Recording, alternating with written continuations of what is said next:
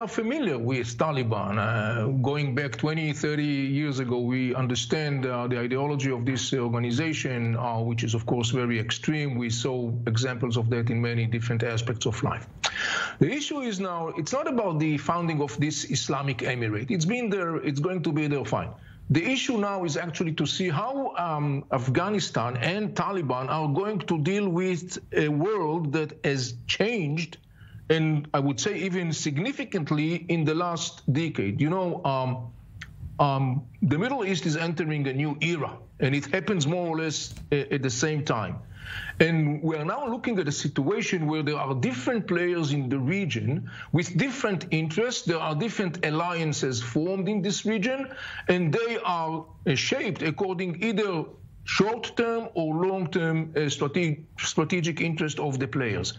In other words, when you look at Afghanistan, we can anticipate that the Taliban rule parallel to its domestic iron grip of the Afghan people.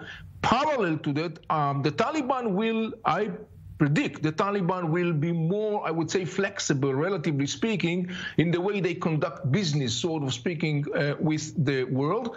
And as I mentioned before, I think that one of the most significant thing about it is to really see what will be the impact of that development, particularly in the context of China, Iran, and Russia, who are all concerned.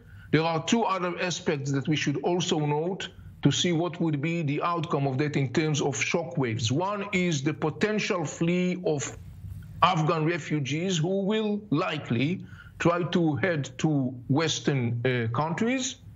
And the other thing is to see whether it's going to further fuel already existing militant Islamic cells that are existing in the West and further increase their harmful impact. These are two things that we have to watch and follow very closely.